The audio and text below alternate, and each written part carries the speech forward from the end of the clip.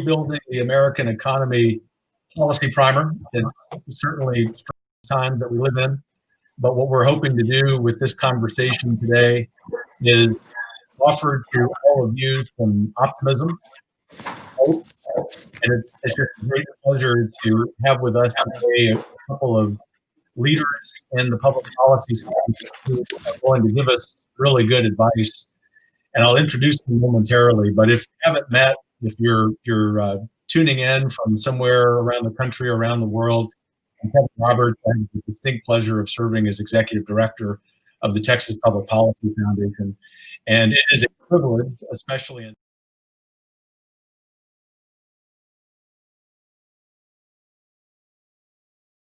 as a civil society, is highly unusual. And as a historian, I slow down when I want to use the word unprecedented, but there are some aspects about this that do seem like they're unique. They're truly one of a kind. What we want to do today is first of all, offer you some substance regarding our insights and observations about what's going on with the virus crisis. We want to really hone in on the government's response and how that unintentionally or intentionally has affected the economy, has affected our way of life. By doing so, we're not trying to be dismissive of the reality that there is a health crisis.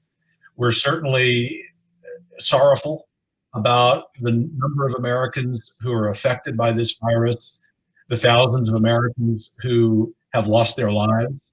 And for those of us this week who are observing Holy Week and look forward to the joy that Easter Sunday and the Easter season will bring us, we really have deepened our prayers for all of those Americans, and hope you know that at TPPF that we see ourselves more than just a think tank, more than just a legislative advocacy tank.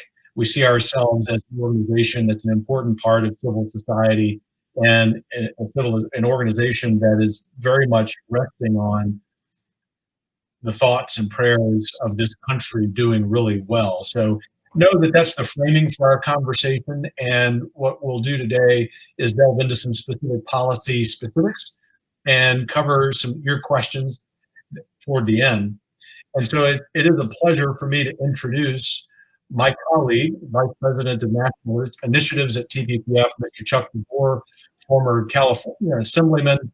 And Chuck, as I have often introduced him over the last few years while we've worked together, is, in baseball parlance, our five-tool player. So whatever policy we're working on, Chuck is involved, typically at the national level, as his title would suggest, but also a lot of the policies that we're working on here in Texas, Chuck is involved. He's been our point man when it comes to analyzing the economic effects of the government's reaction to this virus. And Chuck is going to highlight TPPF's set of policy objectives and also sort of look into his crystal ball about where this may be going in the future. He'll talk about, no doubt, his latest piece, which is up on the Federalist today, and that focuses on the economic impact of the government's involvement. Also joining us is someone who is external to TPPF, but we work so closely with him and his organization, it's almost as if we're joined at the hip, and that is Jerome Greener, a great friend of mine, a great friend of this foundation's. He's the state director for Americans for Prosperity Texas. Jerome is not just a great policy mind and policy leader, but one of the most important grassroots leaders in Texas and in this country. And while Jerome, just as Chuck and I, will talk about some of the policies surrounding this issue, Jerome will also take to a practical sidewalk level, looking at the perspective of business owners and individuals in Texas and beyond. So with that, Jerome, I just want to give you a moment to talk about Americans for Prosperity. And once you've done that, we will begin our conversation. Sounds good. Can you hear me? Sure can. Excellent. I appreciate the kind words and the welcome introduction there. Kevin, Chuck, I appreciate y'all inviting us to participate, Americans for Prosperity Texas, on this online digital forum. And certainly echo the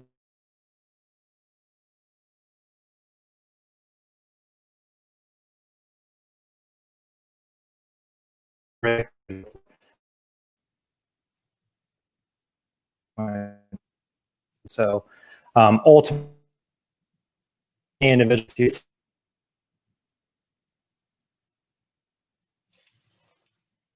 that's something that we want to do. AFP, you've heard me say this probably a million times, and I'll say it a million times more. AFP Texas and TPPF has probably the best partnership, not just in the state of Texas, but across the country. In any other situation, we would be hunkered down in one of y'all's office spaces outlining a list of policy objectives we want to cover in 2021 and beyond. But I'll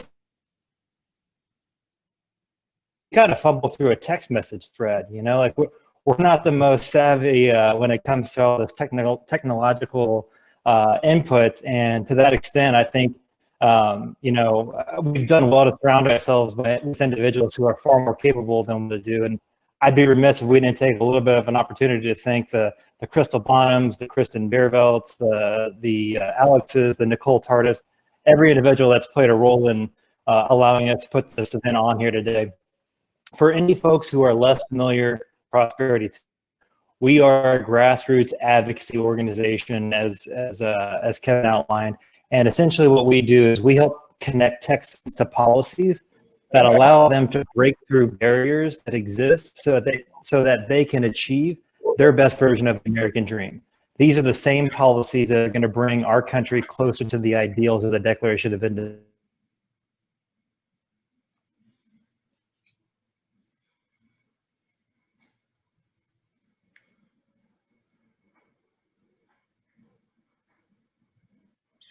Thanks, Jerome, for your comments. It's such a pleasure for you to be with us. And at this point, I'll pitch the conversation to my colleague, Chuck DeVore, whom I'm introduced. And Chuck, you're in the front lines for TPPF and therefore for Texas and the country regarding the proper policy response to this crisis that we're in. And I'd just like for you to take that first question and highlight for our viewers and listeners what TPPF has proposed as a reaction to what we're living through. Well, thank you, Kevin. It's quite an extensive list. So if you look at some of the things that we've recommended, and frankly, there are things that I think make a lot of common sense with or without a pandemic that we're dealing with, and certainly now have taken on a greater sense of urgency. It's a recovery agenda. And so it includes things like, for example, cutting the payroll tax, which is the portion of the tax that both the employer and the employee pay, goes to Social Security payments. The Food and Drug Administration desperately needs overhaul. We've certainly seen this bureaucracy moving very slowly, as it always does.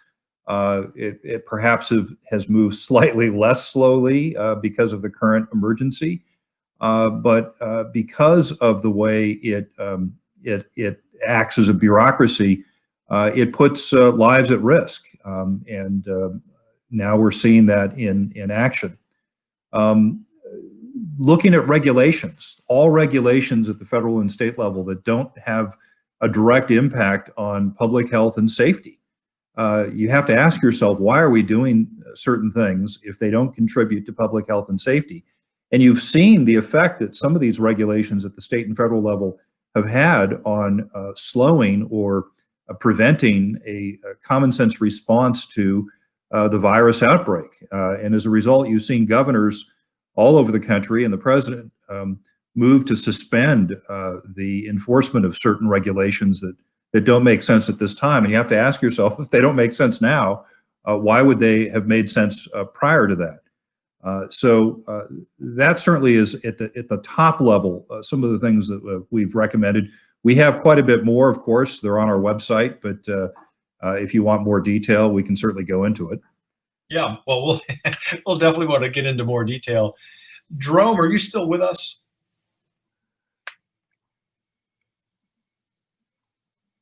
Yeah, it looks like we need to work on Jerome's connection. So Chuck, while that's happening, I'm going to follow up with you regarding specifics. Actually, a few follow-up questions for you until we get Jerome back. But I'm curious, start with the general. We have a lot of our friends who, whether they're policymakers or business leaders, who, while not being dismissive of the reality of the virus, do believe that perhaps the cure, so to speak, has become a bigger threat to American life than the disease. How would you respond to that claim? Yeah, I mean, it's very difficult when you're in the middle of an unknown, right? So the challenge it has been compounded at the outset by the fact that we have not been getting good data from the People's Republic of China. It seems utterly impossible to believe that a nation of 1.3 billion people hasn't suffered any additional domestic cases of the coronavirus for the last several weeks. And unfortunately, the early models that were meant to deal with this outbreak were all predicated on early information from the People's Republic of China, who, as you may recall, strongly urged nations not to impose any travel restrictions and told the UN's World Health Organization as late as I recall, mid-January, that this virus couldn't be transmitted from human to human. So the challenge, Kevin, is that the response from the onset has been hampered by inadequate information. And then what happens is if you're an elected official and you have a lot of people who are very worried about this unknown new thing, you're going to rely very, very heavily on your public health officials who, in times like this, have enormous powers that they can be granted. And as we're seeing now, you're seeing entire sectors of the economy shut down. I mean, we're able to do this virtual meeting and broadcast it to a lot of people, essentially doing our regular work. But the same can't be said for thousands of construction workers in the Austin area who were told a few weeks ago to cease all their work on construction sites and go home. They're not making any money. And you could say the same for much of the restaurant community, where you have same-day revenue down 80% from where it was last year. So the challenge is indeed balancing the public health concerns, much of which is predicated on incomplete or false knowledge, with an economy that, frankly, Kevin, supports that public health, right? If we don't have a thriving economy, we're not going to have the resources to develop vaccines. We're not going to have the resources to pay for effective treatments. And so it really is a very difficult balancing act. Yeah, some excellent points there, particularly focusing on the importance of the private sector in this kind of environment, not just from the standpoint of wanting to be sure that the private sector is healthy enough for when we get to the point that we no longer have to be working from home, or in the cases of millions of Americans stuck at home without work, but because the private sector is also an essential part of the ingenuity and the innovation. They are the source of the innovation that will lead to discoveries of how we vaccinate against this virus and others. So Jerome, it looks like we have you back. I'd love to pitch to you at this point for a comment or two about the importance of the private sector and perhaps what you're hearing from business leaders and employees who may or may not have employment right now from around Texas and beyond. Yeah, can you hear me Yes. now? Excellent. Sorry about the technicality there. But one of the more impressive effects we've seen in response to COVID-19 is the fact that to combat this awful disease, it doesn't have to be mutually exclusive between government and the community. In fact, caster Mr. Charles Koch, as well as our CEO, Mr. Brian Hooks, co-authored an op-ed about a week ago in the USA Today, outlining that very fact that our society is built on the principle of empowerment, where every individual has something to contribute. And what better way to put that principle in action? I've got a litany of examples that I can memorize. The Texas Tail Distillery down in Galveston has converted their operating system from making vodka to making hand sanitizer to the tune of 500 gallons per day. And I think I also heard that Tito's is doing the exact same thing, and they're going to try to produce 24 tons of that hand sanitizer. You've got the 5x5 Brewing Company down in the Valley area machinery to filter out water so that people have clean water, and they're providing that to the community free of charge. You've got the Great Mattress Mac in the Houston area that is literally sending prepared food to people who have contracted COVID-19. So there's popping hot, ready meals on the front steps that anyone who has COVID-19, all I have to do is go. You've got Cafe Momentum in Dallas, which is a dine-in restaurant in normal times that hires formerly incarcerated youth in the juvenile justice system. And they have now converted their operation system to preparing and packaging meals to deliver to those kids that rely on them for those in-school lunches. You've got Alterations to Go, who is about to embark on creating a new line of clothing, and they had all this denim and cotton clothing lying around that they're able to combine the two to fill the need of the hospital system down there that they're missing masks. You've got another activist who is in the RAV4. He's got a carpet cleaning business that he's now converting to a sanitizing cleaning company. So if there's been an area that's been exposed to COVID-19, they could come in and disinfect it and make it a normal place again. All across our great state and great country, you've got businesses, community leaders, social entrepreneurs all coming together and to stay open like this. They can complement our elected leaders' efforts to combat COVID-19. And I speak for AFP, and I presume for TPPF here, that we want to do our part in everything we possibly can to help out anyone and any individual while we're going through this crisis. One other point I forgot to mention was the cool thing is this Learn Everywhere, this hashtag Learn Everywhere that our sister organization, Yes Every Kid, has put out there, that's simply aggregating all this free curriculum so that families can pick and choose a variety of learning materials and making sure that their kids have all the information that they want and need. So just an idea of how there can be two approaches to this, one where the community fills the need of those around them, as well as what the government's able to do to protect us. Yeah, boy, what excellent points, particularly examples from across the state of business owners, of companies being creative and innovative, and of course, not for their bottom line, but for the sake of the other part of business, in addition to being able to stay in business with a profit, but to serve the common good. And I think that's often missing in commentary from the left about American businesses, that there's this caricature of them and of business owners as being greedy capitalists. And I think one of the many profound things, maybe in the silver lining of this national crisis, international crisis, is that whole slew of stories in Texas and beyond of companies and business leaders who aren't waiting for government to tell them to help people. They're going to do that because of their very nature. And I think those are precisely the kinds of stories that Americans for Prosperity and TPPF are trying to elevate as reminders, while we're also providing some specific policy objectives.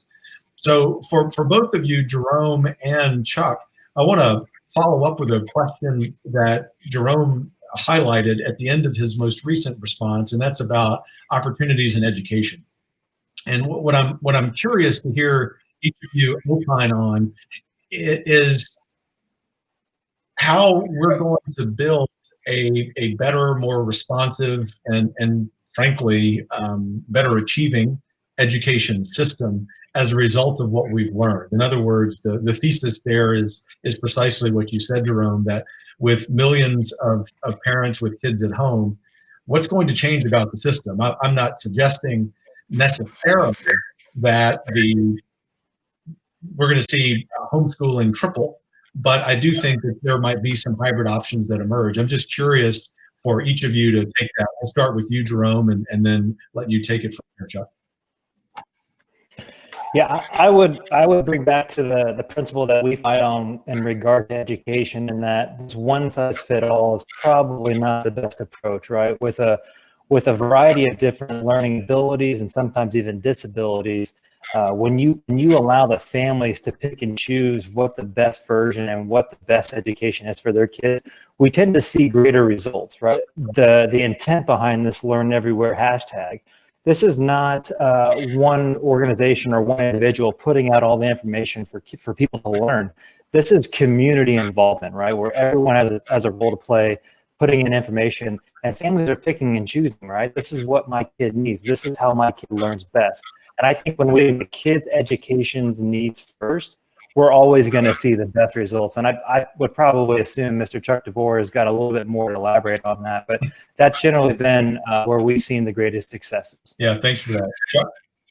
Well, I think you're going to see lasting effects from this outbreak, and those lasting effects are going to be in the areas where people have successfully used these virtual tools, whether it's working from home or doing education from home, and they're going to apply them, and they're going to ask the question, once things get back to normal, whatever that normal looks like, they're going to ask the question, why can't we continue to do this? And I think you're going to see some very uneven implementation.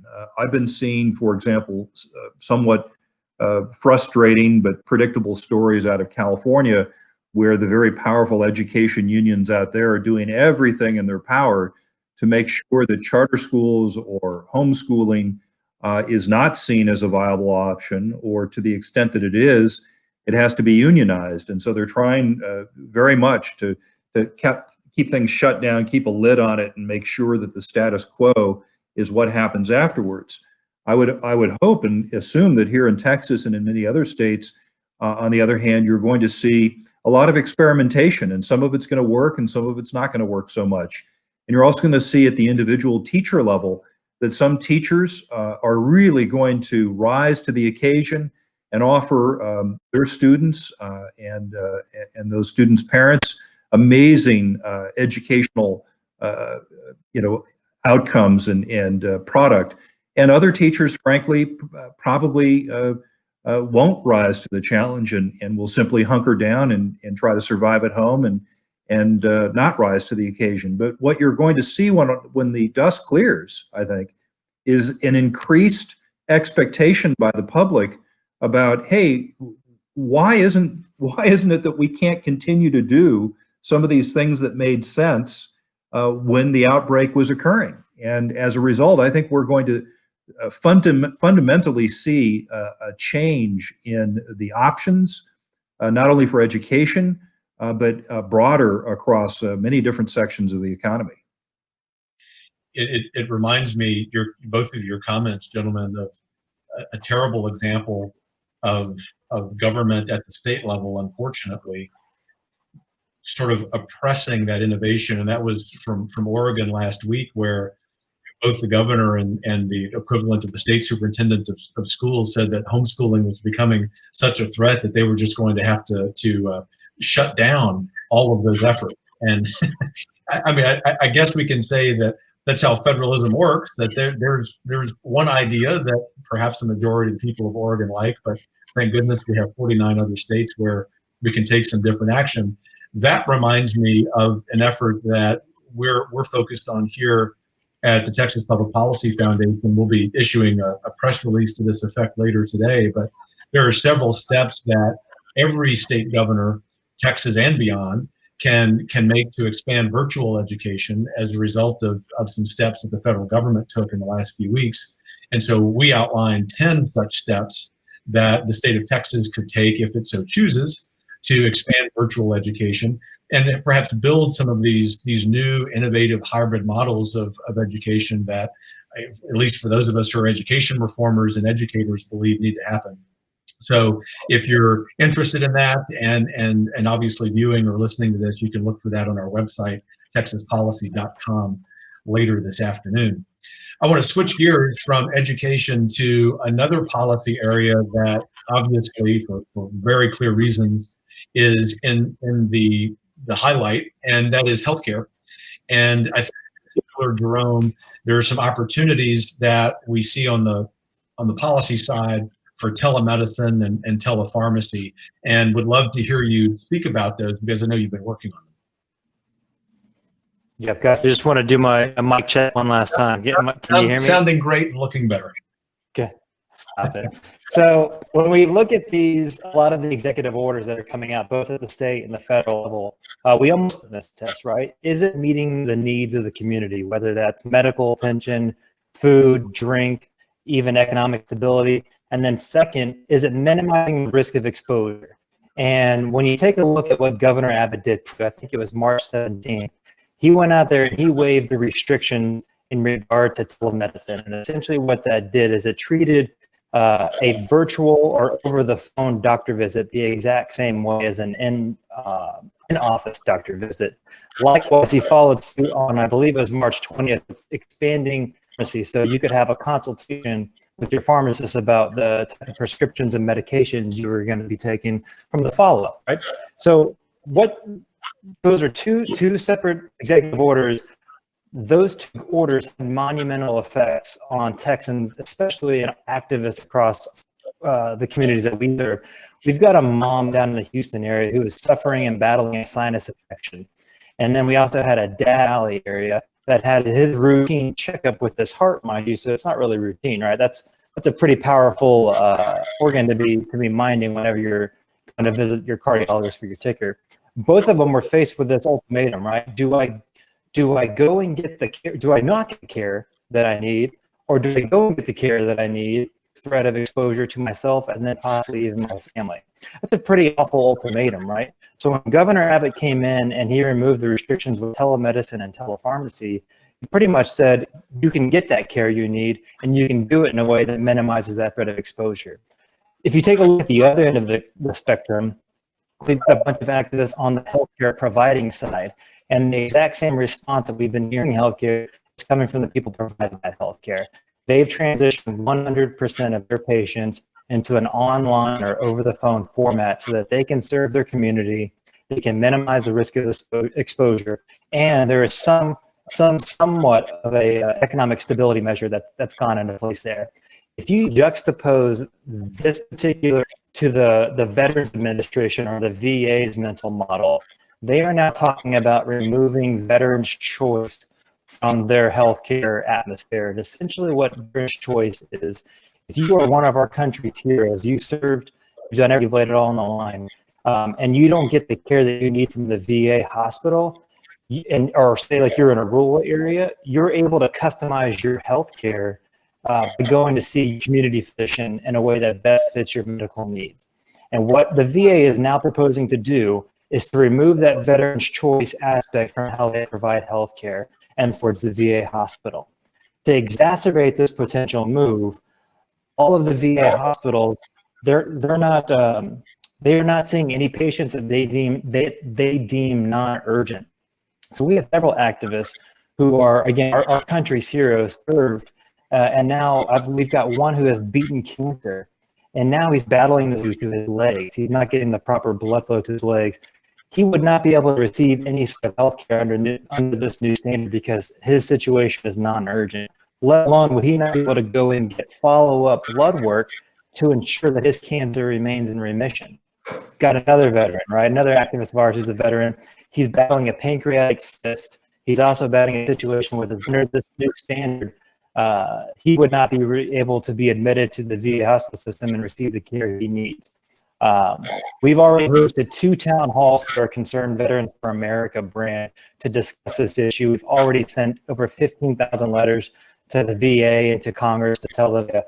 But a pretty stark contrast when you look at what Governor Abbott has done to expand access to health care versus what the VA is proposing to do to constrict it.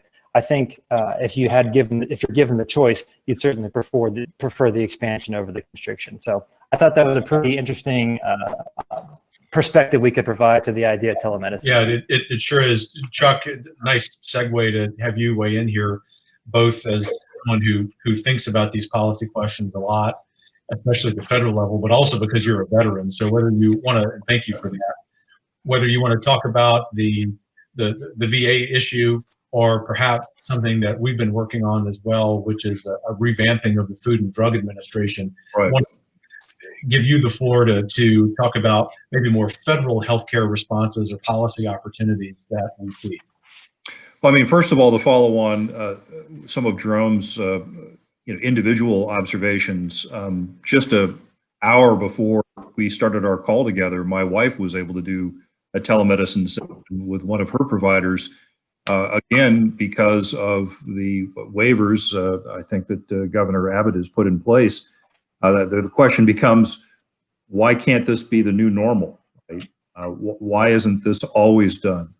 And then furthermore, why isn't this done with things like Medicaid? Why do we have a federal system that, unless there are waivers granted, is one size fits all across the 50 states, and frankly, could do a lot better in terms of efficiency and providing services. So yes, and when it comes to the Food and Drug Administration, again, I think we're seeing an organization that really isn't designed for the modern world. And by that, I mean, you have such enormously slow timelines to approve new drugs, new treatments, that even in this emergency situation, they very reluctantly were pulled along to approve, or at least not actively oppose, the off-label use of, for example, chloroquine, this proven drug that's used not only against malaria but against rheumatoid arthritis and other autoimmune situations, that has shown some early promise. And so it would seem to me very appropriate for policymakers, once we have this outbreak behind us, or at least somewhat under control with new treatments and therapies as well as vaccination, that there be a deep dive as to how our different federal regulatory bodies like the FDA responded to the challenge, and what can be done to improve not only the response to another outbreak — there will be another outbreak, that's inevitable, but also their response to everyday life and the demands of a modern economy. Excellent points there, Chuck. So I ask y'all a general question, and then in a few moments we'll make the transition to audience questions. And that is, how do we know as a people when it's appropriate for life to begin to return to normal? And to frame that, we are expecting, even from the most conservative models and policymakers who are not engaging in hyperbole, that we'll see a crescendo this week, unfortunately, of cases and of deaths, and perhaps sometime, maybe a week from today, a few days beyond that, will be the ultimate peak in the United States, and then hopefully a very steady decline in the number of cases and daily deaths. With that in mind, looking toward the end of April or the beginning of May, how do we know? What metrics can we come up with that would tell us it's time to get America back to work? And the real genesis of that, the motivation of that question, is that the nature of our economy rests on confidence, and not suggesting that economics are more important than people's lives. But we also know they're intertwined in a way that there are health effects from really bad economic situations. So how do we put all of that into the policymaking hopper and suggest to our policymakers at the local level, the state level, the federal level, that here's how we know that we can get America back to work and back to living again? Jerome, you want to start with that? Sure. So to me, there may be a little bit of distinction there. Going back to normalcy, I don't know if that was the word you used, but it's certainly the way that I received it. And to be honest with you, I don't know if there's going to be a return to the normal that we've known, right? There may be a new normal where things are less dire than they are now. But I would say the more that we, as a government, as a business, and as a community, when you see these executive orders come down, when you see the community responding by filling in the value gaps that are needed around the state and around the country, I think little by little and piece by piece, we're creating that new normalcy. They evolve by the day sometimes, right? So a lot of this stuff, I'm speaking for like a lot of hope. But I do have hope, and I'm seeing this hope firsthand from a lot of our communities that we're serving directly, that they want to be able to return to providing for their community, to providing their customers. And I think more that these executive orders that come down, that one, allow us to combat the virus, but two, allow us to fill in the value gaps and return to some sort of economic stability, I do think that's the pathway. And the way that the more that we can do that in collaboration, is the time that we get there. Yeah, thank you for that. Chuck? Well, I have a lot of empathy for people in elected office right now, whether it's Mayor de Blasio or Governor Cuomo, Governor Newsom, Governor Abbott, the president. You have a lot of folks second guessing. There's a lot of fear out there. And the challenge is that the very things that have allowed us to, as they say, flatten the curve and to not strip out our critical care bed capacity and ventilator capacity, which is building up very quickly, those very things that have served to flatten the curve are by and large the things that have almost completely shut down the economy and caused Congress to, through both appropriations and loans, authorize the expenditure of some $2 trillion over the course of just a couple of days. And to put that into perspective, that $2 trillion in inflation-adjusted terms is roughly double what we spent to fight World War II in 1944, which was the peak of the U.S. effort. And so then the question becomes, is this sustainable? And the answer, of course, is no, it's not sustainable. The economy would, in fact, eventually collapse if we kept this up. And so then the challenge is we seek to judiciously try to get back to work. Getting back to work and getting that economy moving again may, in fact, cause additional cases of the virus, and you may start to see, additional outbreaks as the result. We have to constantly monitor what works. We have to change our behavior, whether it's washing our hands and not, resisting the urge to do a traditional handshake, and wearing face coverings to protect other people when we're out in public, because we may be spreading the virus and we may be asymptomatic, or our symptoms haven't started yet. So there are certainly a lot of things that are going to continue on for some time. But that said, it's very important that we have local variation that makes sense at the local level, both at the city, county, state level, and that we have continuing and ongoing upgraded guidance from the federal government and their experts as to what works. But what is apparent is that while we have sacrificed the economy over the last month, and we are in fact flattening that curve, which takes some 15 days or so after the behavior change before you start to see the change in the case. The challenge, though, is we can't do this for much longer. Right. If this for much longer, you're going to have an entire generation of Americans who will never have the sort of opportunity those of us of an older generation have enjoyed. And that's not how the American dream is supposed to go. We need to get back to work, and we need to figure out how to both fight the virus and have an economy. Right. And I'll just recommend again, not merely because we're colleagues and friends, Chuck, but because it's a good article, your piece in the Federalist today, which addresses that balance. You go to thefederalist.com and look for Chuck's piece there. So could I follow up real quick, Absolutely. Kevin? I think I've got a point that may help amplify what we've just discussed here, and that if we do absolutely nothing, that this would get worse and stay that way, right, for a very long time. Fortunately, the state, Texans and our country, Americans, we don't sit idle by when an enemy is at our gate, ravaging everything that our way of life. And you can see that I've got a litany here of what Governor Abbott has done in his executive orders. We went over a lot of the examples of the way the community is filling these gaps. I mean, you do, so allowing out-of-state fast track, expanding the nurse workforce, so waiving of the final state licensing exam. Everything that the governor is doing thus far is expanding access to healthcare, expanding access to food and drink, delivery, and to-go services. The governor allowing the community and businesses to do this, and then the actual problem solvers and innovators within the community and businesses to do this return to normalcy. And I know it was a little bit of the point that I touched on, but I thought if you had a little bit more empirical evidence and data to back it up, everything we do every single day, shortening that return to normalcy or new normalcy. And I thought it was I fully expect for our country and our state to do to this threat just as we've done to obliterate it and emerge stronger.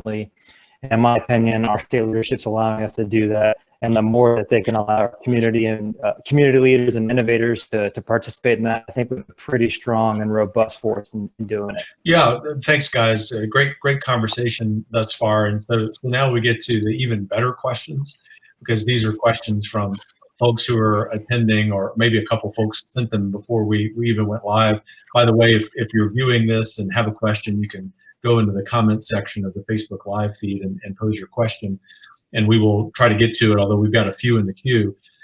First two questions for both of you relate to this thread that we're on, which is balancing the reality of the health crisis with the reality of the economic crisis.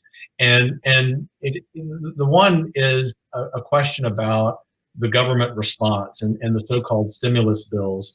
How can those of us who are center right politically, ideologically, philosophically, come to grips with, perhaps even advocate for, these pieces of legislation at this time, knowing that we're adding trillions of dollars to the national debt? Chuck, you want to take that question first? But we are living with divided government. The Speaker of the House is Nancy Pelosi. She's from one of the most liberal areas in the country, one of the most progressive areas in the country. In fact, in her primary, she's often challenged from the left, and the person who runs against her usually gets, 10, 15% running against Nancy Pelosi from the left, if you can imagine that. So what happens when you have these crises hit is our elected officials, because they're elected in office, their first instinct is to do something, do anything, right? They can't be seen as doing nothing. And so as a result, you have a grab bag of things, some of which make sense and some of which unfortunately don't, and will over time hold back the economy. And so what you saw, what is it now, a couple of weeks ago, is Congress coming together, the Republican-led Senate, the Democrat-led House, and the president agreeing to more than a $2 trillion package that included both loans as well as direct payments across a broad spectrum of things, some of which made sense, and some of which, frankly, I think you find a measure of disagreement with, like, for example, the payments to the Kennedy Center, when, as we then find out a few weeks later, the Kennedy Center in Washington, D.C., according to the article I read, suspended the paychecks to their own employees after getting several tens of millions of dollars of public money, presumably for the express purpose of keeping those artists employed. Jerome, you want to field that question as well? Yeah, I think anytime, thank you. I think anytime you talk about a stimulus, right, there's always, and I think when we're looking at this in real time, there's a harsh reality that millions of Americans are losing their source of income due to no fault of their own, right? These are folks who want to be working, would be working, had it not been for this invisible disease and enemy that's attacked. Americans want to return to that normal way of life. And I think if you are going to do something like what was done with the $2 trillion stimulus, let's make sure that it is timely. If we're gonna give Americans money, let's make sure that they have this money now. Let's wait on this or kick the can down the road. If you're gonna do this, let's make sure it's temporary, so there's no mechanisms in place that continue on this funding in perpetuity, as we've seen probably far too many times before. And then, of course, let's make sure that it's targeted. If we're going to give people money, let's make sure that it's timely and to the individuals that actually need it. And I think much to what Chuck just described, that's not necessarily the case in a lot of the stimulus package. But when you're looking at those individual Americans that need those dollars now, let's make sure we get it to them as quickly as possible. Yeah, that's a real good way of framing it, Jerome. I've been asked some version of this question about conservative approaches to stimulus probably 50 times in the last week. And our attitude at TPPF is the situation we're in is not ideal. And in fact, I will use the word unprecedented. Secondly, because of divided government, to Chuck's point, there's going to be another piece of legislation. And in that piece of legislation, we know that the leadership of the U.S. House will approach that like a Christmas tree and put in not just bad ideas, but ideas that are not temporary, to your point, Jerome. They're very permanent, that would really reorder and restructure American society and economy, even implementing things like parts of the Green New Deal, a point that I want to come back to before we close. But our attitude is, if that's going to happen and that train has left the station, let's insert into that legislation good ideas about how to truly stimulate the economy. We would prefer, of course, that the government do very limited temporary things, as you have said, Jerome. And late last week, as some of our viewers know, we published a short but pithy paper on expanding business disruption insurance as a way that the government can do something that's temporary, that can help recapitalize businesses, all for the motivation of keeping employees employed. So that's going to be the question for our two organizations, for conservatives, I think, for many, many years, because the price tag on this stimulus, on this crisis, on this recovery is in fact going to be unprecedented. And our fear, of course, is that our children and grandchildren and their children and grandchildren will be saddled with a debt that is really significant. So let's shift gears. We're still going to stay on the focus on the economy, but let's shift gears from sort of macro level to micro level. We've had a couple of our viewers this afternoon ask the question, what's the best way for individuals to participate in this economic recovery? What can we do as individuals to make sure that there is, in fact, a very robust recovery? Jerome, you want to start with that one?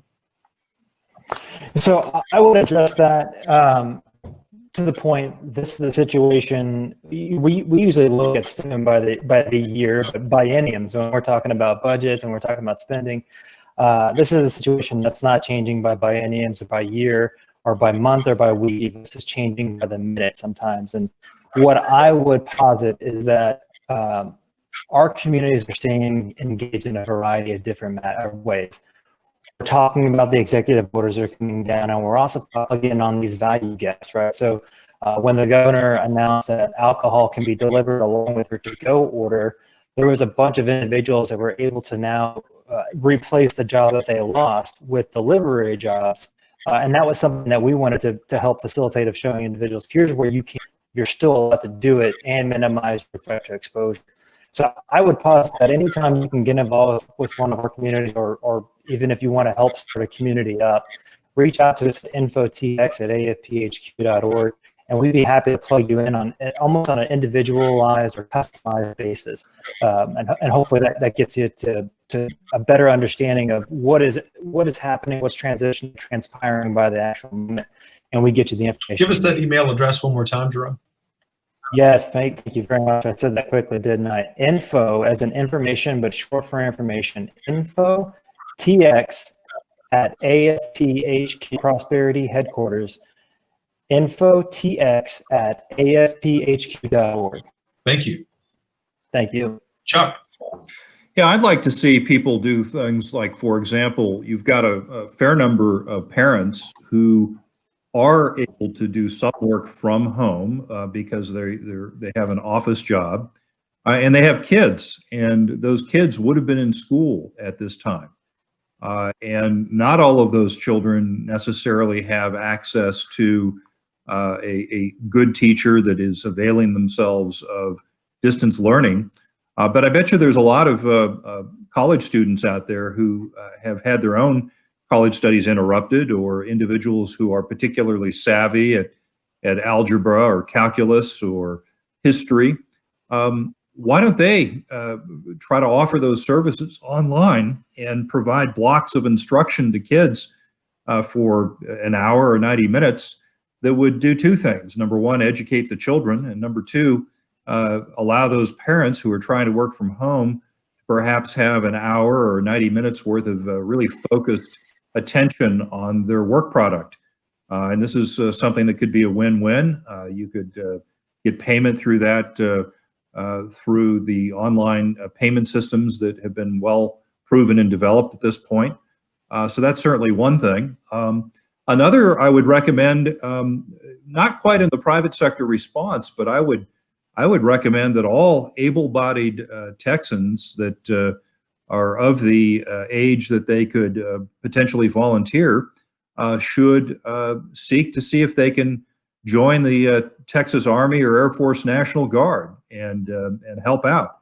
The terms of enlistment probably are as short as 2 or 3 years, 4 years, depends on what you're signing up for. But generally, there's always a lot of vacancies, especially when the economy was as good as it is. And what you're seeing in these times is those reserve forces are playing a key role in augmenting the civil response by providing medics and doctors, people who are not otherwise in actively providing medical services as a civilian, but learn that in the military, they're augmenting the response right now. So that's something to consider as well. Excellent responses. I'll add one before pitching to you, Chuck, the final question, and then giving Jerome a couple minutes for closing comments. And that is our least favorite part of the most recently passed so-called stimulus. In fact, least favorite is being really sweet. We abhor the idea of direct cash payments. And we say that in spite of the fact that probably some of you who are viewing this, if not most of you who are viewing this, will get it. The threshold for receiving those payments is really high. We abhor that because economically, the payments are not going to do what they're purported to do, and we're writing a check that we just don't have the money for nationally. But the reality is, sort of back to my earlier point, that this has happened. The reality is they're going to show up. And many of you have told me that you don't need them. Well, if you send them back to the government, good luck with that. And so I would suggest that you put that money to use locally, small business in your town and your city that is suffering. Give that money to someone is suffering. Give it to your church. Give it to some nonprofit that is providing the services for these people. I'm not asking for that at TPPF, in other words, that make sure that locally in your community, even more local than your county, that money is being put to use. That is the kind of way that we can sustain some semblance of what America is, which is people like you and us doing small things, but those small things for some people in great need can really go a long way to helping. So last question, Chuck, is one that may seem a little odd, a little out of place, but in fact, we know that the left never sleeps. And so those on the left who've been advocating for the Green New Deal have suggested, with very spurious evidence, of course, that the coronavirus is just the latest. You can take it in whichever. Clear.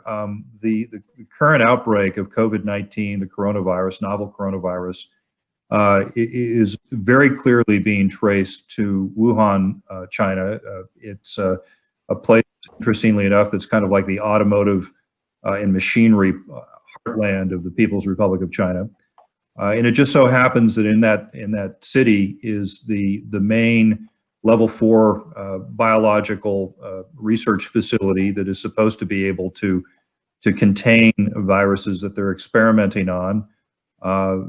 That's just a few miles away from the epicenter of this outbreak.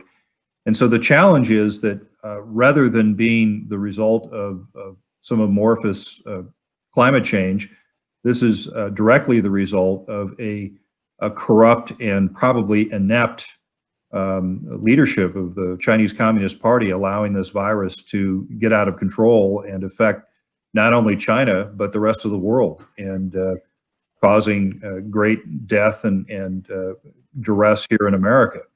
And so we really need to understand that any response to this virus needs to be focused on mitigating the effects, mitigating the health effects and threats, and mitigating the economic effects.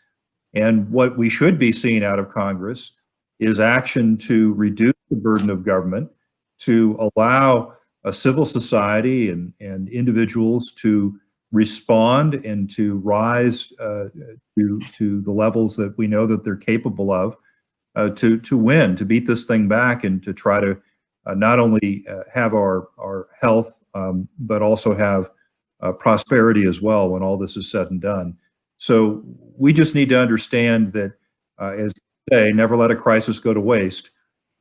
We're going to see not only things like the Green New Deal, but you're also seeing calls for revision to the tax code, for example, eliminating the $10,000 cap on the state and local tax deduction, which is something desperately wanted by politicians in high tax states like New York, New Jersey, and California, that we should resist, because it has nothing to do with the virus and everything to do with providing a tax break to wealthy individuals in high tax states. So let's just keep an eye on it and do what we can to encourage our elected representatives to resist any attempts to lard that next bill up. Yeah, thanks for that. Jerome, want to pitch to you with two questions, and sort of a lightning round for you as we just have a few minutes left. Number one, where can people go to get more information about AFP generally and what y'all are doing to be focused on the recovery? And secondly, any closing thoughts, particularly words of encouragement for our viewers? Yes, thank you, Kevin. Can you hear me? Okay, perfect. Thank you, Kevin. So we touched on 3 topics today in this conversation with medical, education, and commerce. And from what we've seen so far, at least in Texas and to some extent at the federal level, we've given Texans and Americans more choices given the circumstances where COVID-19 has removed a lot.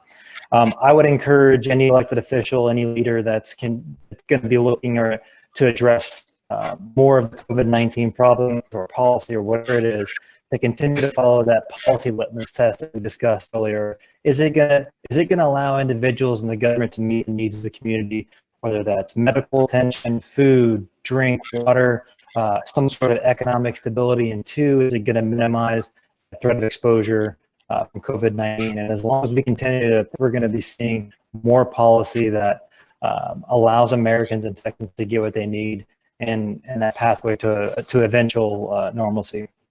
The last thing I follow up with, again, if there's anything that we can do from Americans for Prosperity Texas point of view, whether involved with one of the communities we've already built or helping you build up a community, info@afphq.org. Please reach out to us and let us know if we can help. As I said earlier, this is a threat to our country, to our way of life. And just as we've combated every threat to our way of life, we will triumphantly. It's all about how the government responds and how innovators and problem solvers in our communities complement that response is what's going to get it as quickly as possible. So I appreciate the time today, Kevin. Always a pleasure to hang out with you, Mr. DeVore, and we'll talk to you soon. I think he's calling you Mr. DeVore because you have some spots of gray in your new beard, my friend. Yeah, so, and I am older. More wise. Look forward to doing this in person in our theater, where I know all of our attendees would give you a rousing round of applause. Thanks for your time, the two of you.